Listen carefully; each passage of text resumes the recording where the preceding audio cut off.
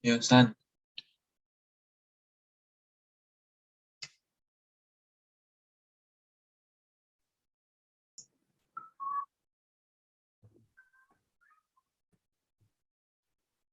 Assalamualaikum warahmatullahi wabarakatuh. Kami dari kelompok 1 akan menampilkan hasil presentasi kami.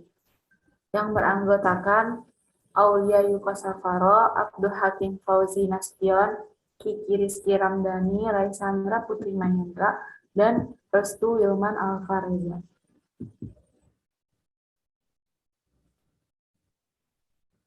Next. Untuk studi kasusnya, kami mengambil tentang perpustakaan. Sebuah perpustakaan di salah satu kampus di Kota Bandung akan mengimplementasikan aplikasi basis data pada perpustakaannya. Perpustakaan ini melakukan pencatatan terhadap beberapa hal, yaitu data anggota perpustakaan, data petugas perpustakaan, data buku, data tanggal anggota meminjam, data tanggal pengembalian, dan data rak buku. Setiap anggota boleh meminjam lebih dari satu buku. Seorang anggota hanya dilayani oleh satu petugas perpustakaan. Data anggota secara lengkap seperti kartu anggota perpustakaan yang terdiri dari kode anggota, nama, jenis kelamin, jurusan, angkatan, dan alamat. Data petugas secara lengkap terdiri dari kode petugas, nama, jenis kelamin, jabatan, jam tugas, nomor telepon, dan alamat. Data buku terdiri dari kode buku, judul, penulis, penerbit, dan tahun terbit. Faktur peminjaman terdiri dari kode pinjam, tanggal pinjam, dan tanggal kembali. Faktur pengembalian terdiri dari kode kembali, jatuh tempo, denda per hari, total denda, dan total denda. Data rak buku terdiri dari kode rak dan nama rak. Oke, materi selanjutnya akan disampaikan oleh Aulia Yukosafaro.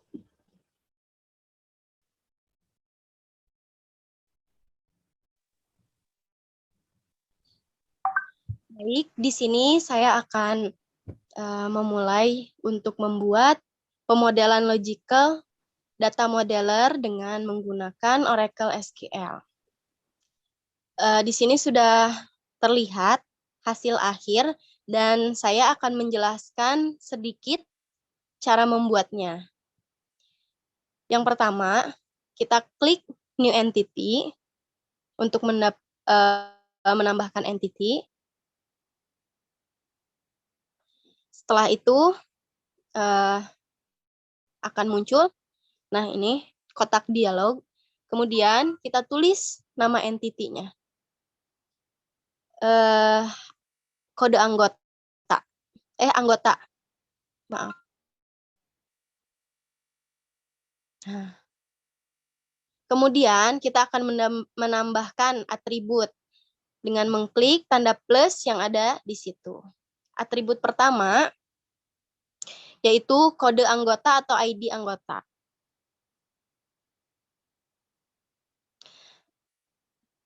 Nah, kemudian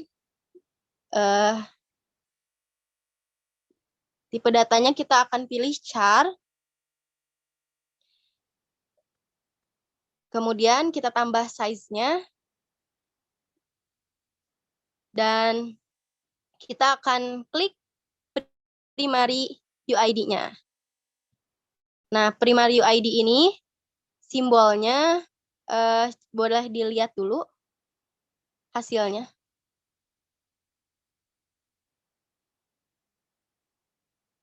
Nah, akan menghasilkan simbol seperti ini. Pagar dan juga bintang. Di situ, kenapa bisa muncul bintang? Karena ketika kita mengklik primary UID, maka akan otomatis terklik juga mandatorinya. Nah, selanjutnya kita akan menambahkan atribut lagi dengan mengklik kanan, kemudian properties. Nah, kita tambah lagi dengan mengklik simbol plus. Kemudian, atribut yang kedua yaitu nama. Nama, kita beri source type-nya varchar. Namanya nama. Lalu tadi sudah ya varchar. Nah, sekarang size-nya sekitar 20-an. Kliknya klik mandatory. Nah, cukup segitu dulu kali kalau untuk yang pertama, entity yang pertama. Nah, sekarang untuk entity keduanya,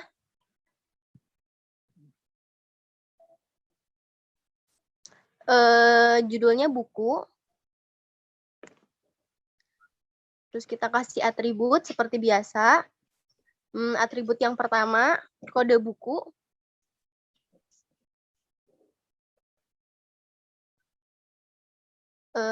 Jenis datanya char.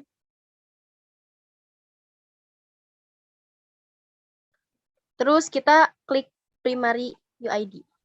Nah, oke. Setelah itu tambah lagi atribut 1.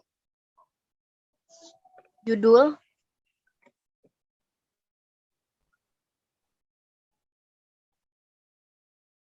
Ya, varchar. Dah. Nah, sekarang sudah ada 2 entity. Sekarang bagaimana cara membuat relasi? Kali ini kita akan memberikan relasi one to many. Klik.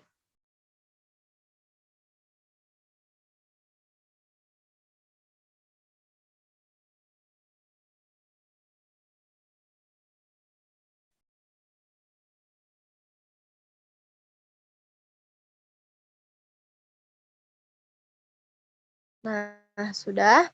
Nah, di sini terlihat kalau relasi ini adalah relasi one to many.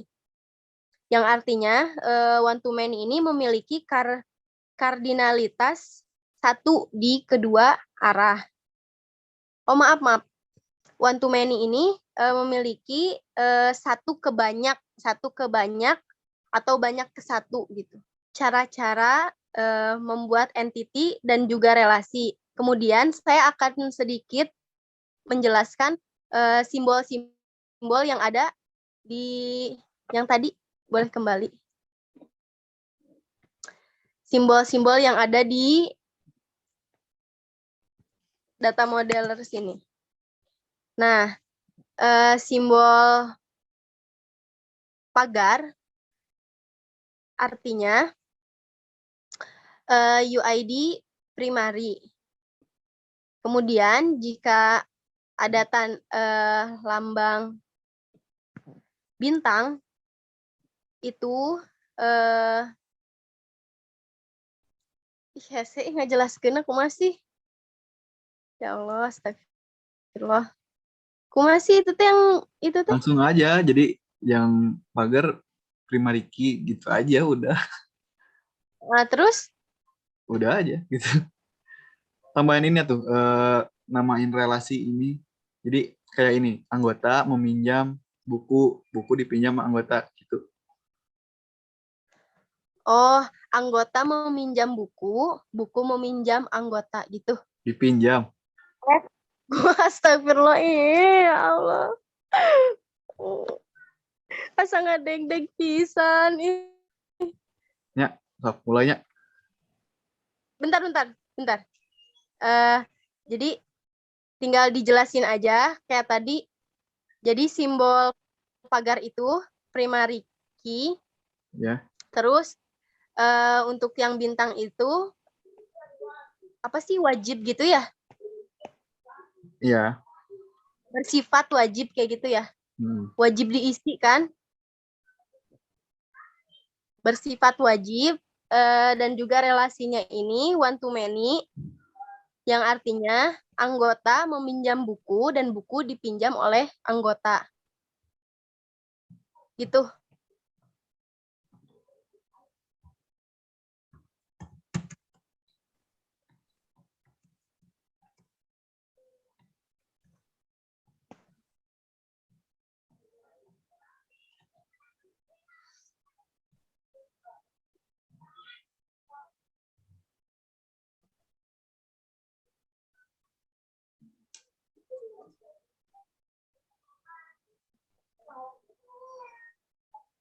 Udah Udah kayak mulai lagi? Oke. Bismillahirrahmanirrahim. Nah, di sini saya akan menjelaskan sedikit tentang simbol-simbol. Simbol pagar yang artinya primary key, simbol bintang artinya bersifat wajib untuk diisi. Kemudian relasi one to many ini artinya anggota dapat meminjam buku dan buku dapat dipinjam oleh anggota. Selanjutnya,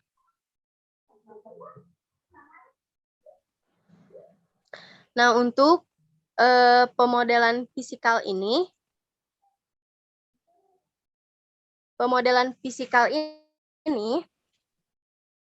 menunjukkan dapat dikembangkan dari data logis. Jadi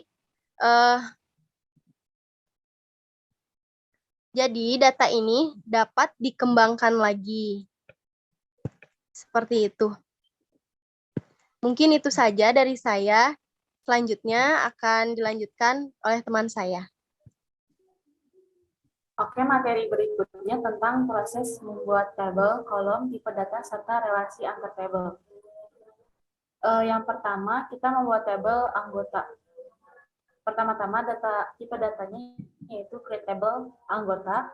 Di sini kita menggunakan ID anggota dengan tipe data char dengan parameter 10. ID anggota ini dijadikan primary key. Kemudian terdapat nama menggunakan tipe data varchar dengan parameter 20, JK atau jenis kelamin menggunakan tipe data varchar parameter 15, kemudian ada jurusan di tipe datanya varchar dan parameternya ada 20. Kemudian ada angkatan menggunakan tipe data parameternya 10. Alamat menggunakan tipe data varchar parameter 40. Kemudian ada ID petugas menggunakan char dan parameter 10. Di sini ID petugas dijadikan foreign key dan kemudian kita coba di descript anggota dan akan muncul seperti ini. Next.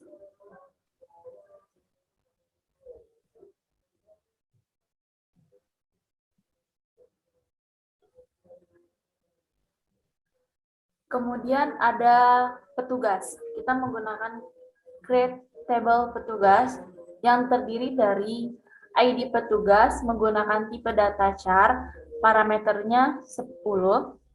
ID petugas dijadikan primary key. Kemudian ada nama menggunakan tipe data varchar, parameternya 20. Kemudian ada JK atau jenis kelamin menggunakan tipe data varchar, parameter 15.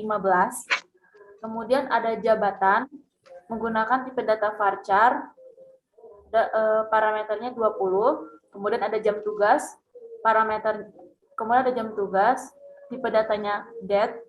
Kemudian ada nomor telepon, tipe datanya number, dan alamat, tipe data varchar, parameter 40.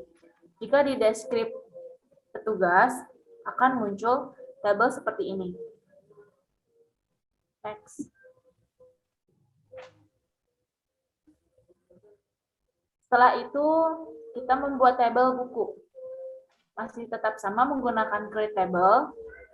Di tabel ini kita terdiri dari ID buku menggunakan parameter char, menggunakan tipe data char parameter 10. ID buku kita dijadikan primary key. Kemudian terdapat judul menggunakan tipe data varchar, parameternya sebanyak 20. Kemudian ada penulis, tipe datanya varchar, parameternya 20. Penerbit, tipe data varchar, parameter 20. Kemudian ada tahun terbit, tipe datanya date. Kemudian ada ID anggota, tipe datanya char, parameternya 10. Di sini ID anggota digunakan sebagai foreign key. Kemudian jika kita cek tabelnya menggunakan deskripsi buku, akan muncul tabel seperti ini. Next.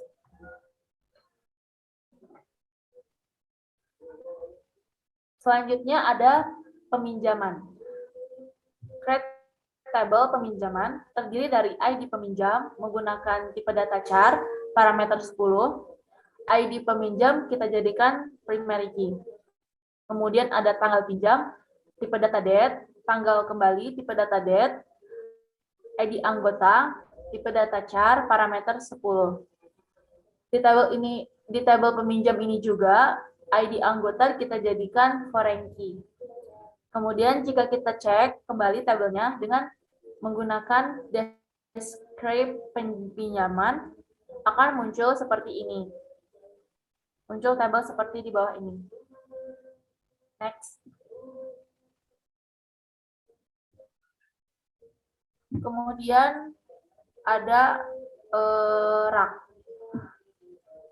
Di tabel rak ini kita membuat terdiri dari ID rak dengan tipe data char parameter 10, kemudian nama rak tipe data varchar parameter 20, kemudian ID buku tipe data char parameter 10.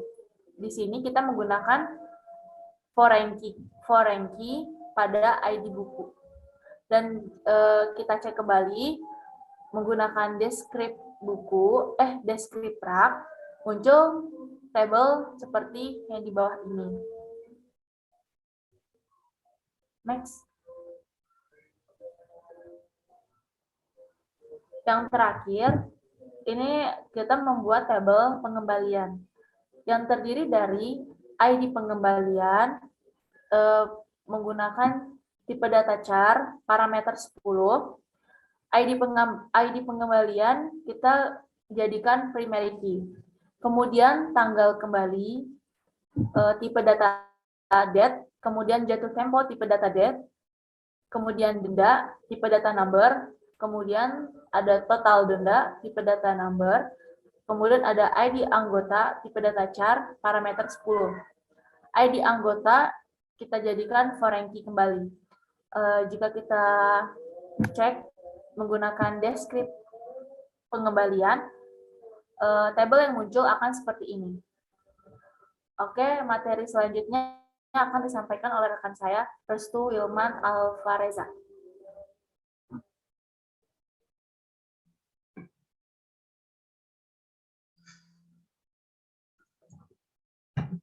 Assalamualaikum warahmatullahi wabarakatuh. Nama saya Restu Wilman Alvareza. Saya akan mempresentasikan cara mengoperasikan DML. DML adalah bisa disebut juga dengan Data Manipulation Language. DML adalah subperintah dari bahasa SQL yang digunakan untuk memanipulasi data dalam database yang telah dibuat. Terdapat 4 perintah penting dalam DML, yaitu insert, select, update, dan delete.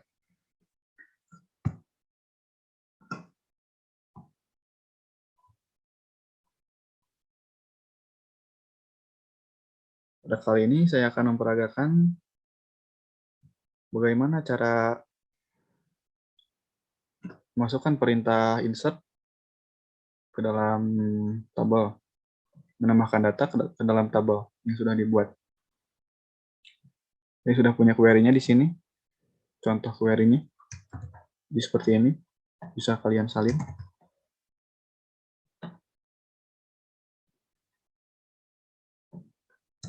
Kita ubah dulu. Judul bukunya menjadi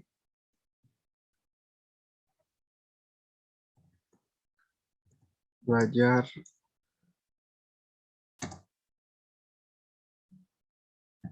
masak. Penulisnya menjadi Sri.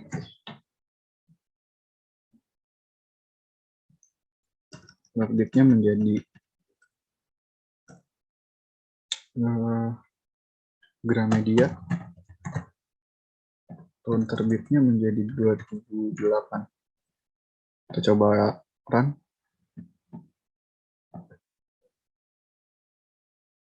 Bisa ya. Coba kita lihat.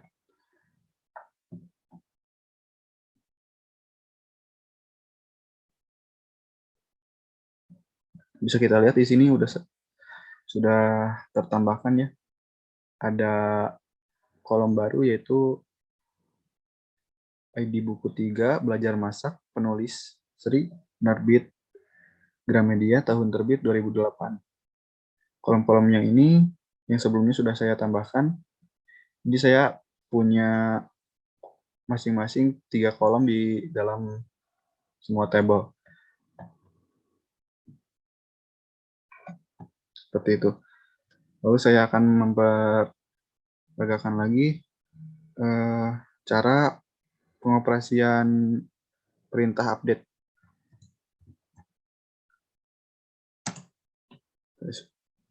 Query-nya seperti ini.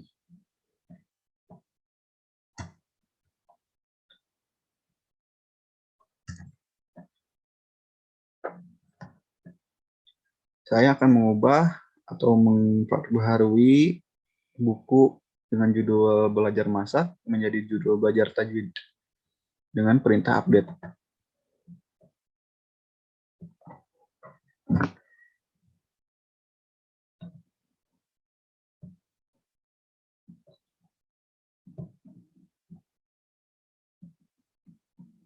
Bisa dilihat sudah berubah nama judulnya menjadi belajar tajwid. Selanjutnya saya akan memperagakan lagi perintah delete.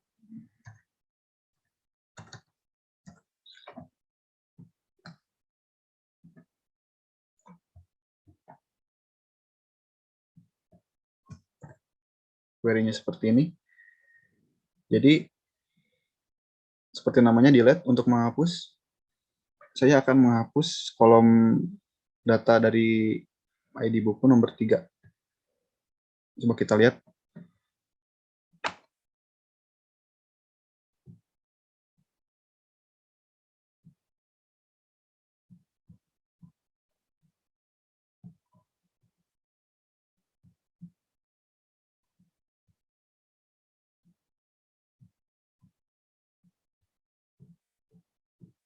Kolom nomor 3 sudah hilang, sudah berhasil terhapus. Seperti itu pengoperasian perintah delete. Ini saya akan menjelaskan bagaimana cara menggunakan statement pada select. Pertama-tama,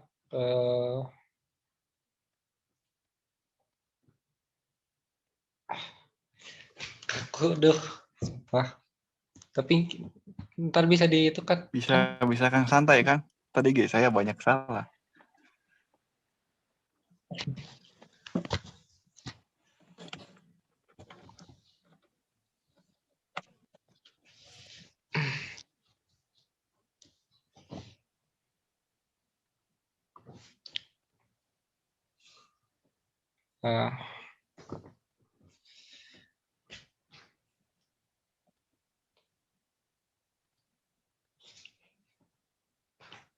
Bismillahirrahmanirrahim. Bismillahirrahmanirrahim. Di sini saya akan menjelaskan bagaimana cara menampilkan menggunakan statement select. Pertama-tama menggunakan statement select word. Kita masukkan select bintang from untuk lalu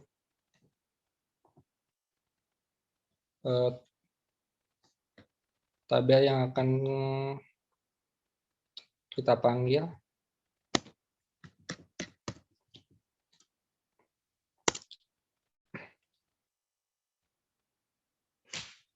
lalu di sini akan gunakan statement where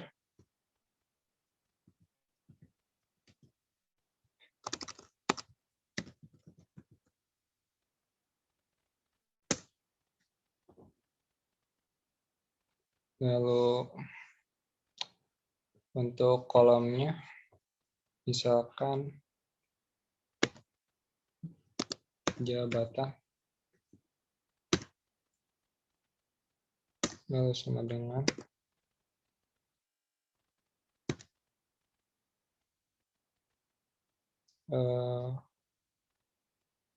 jabatannya misalkan kasir.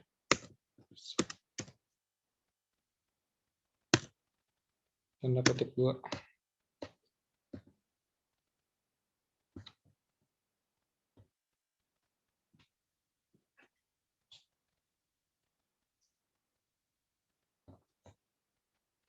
Nah, kalau yang tampilannya seperti ini. Hasil dari query tersebut.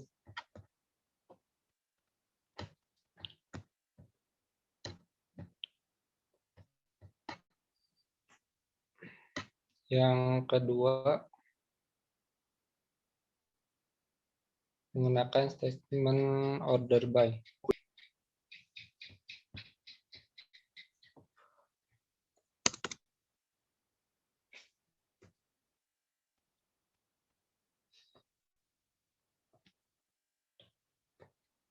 Pertama-tama masukkan query select.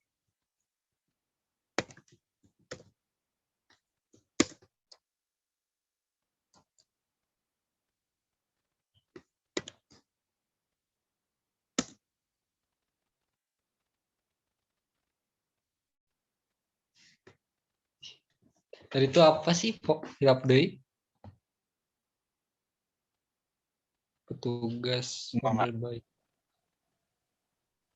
Oh.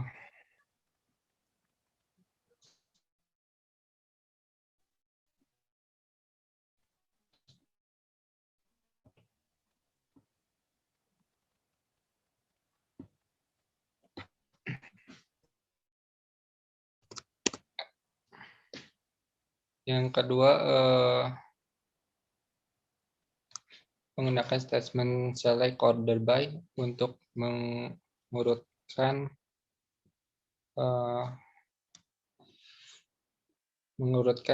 query yang ada pada tabel. Misalkan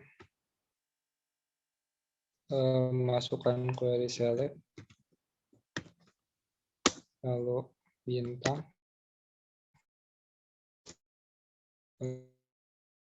untuk tabel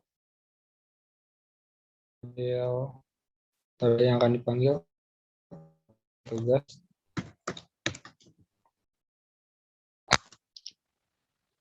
Lalu di sini order by terus nama tabel yang akan dipanggil. Misalkan nama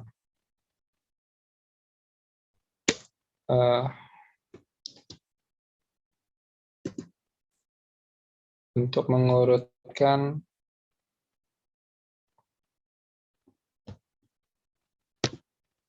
tabel itu sini teh.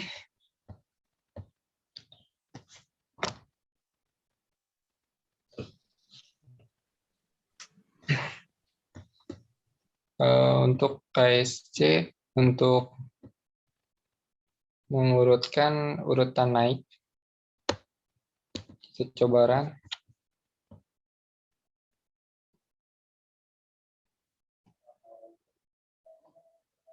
Dan ini hasilnya.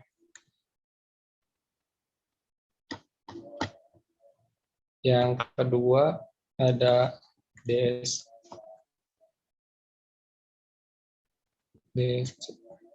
Untuk menurunkan menurun.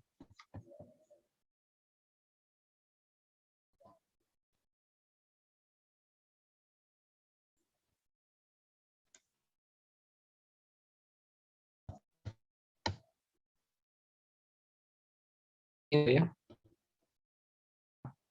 Selanjutnya akan dijelasin oleh rekan saya Abdul Hakim. Oke, di sini selanjutnya saya akan membahas tentang select sum dan average. Di sini ada select sum. Di sini tuh yang menampilkan label petugas untuk menampilkan jumlah semua nilai yang ditetapkan untuk slider. Terus yang kedua di situ ada average. Boleh diituin average-nya. Dijalanin.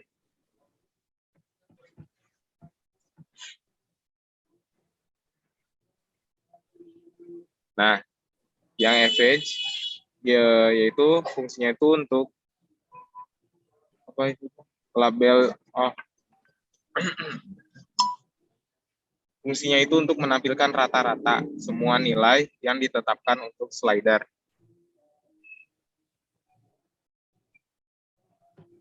Yaudah, mungkin itu saja dari kelompok kami. Mohon maaf apabila ada salah kata dan kurang memuaskan. Sekian. Assalamualaikum warahmatullahi wabarakatuh. Waalaikumsalam.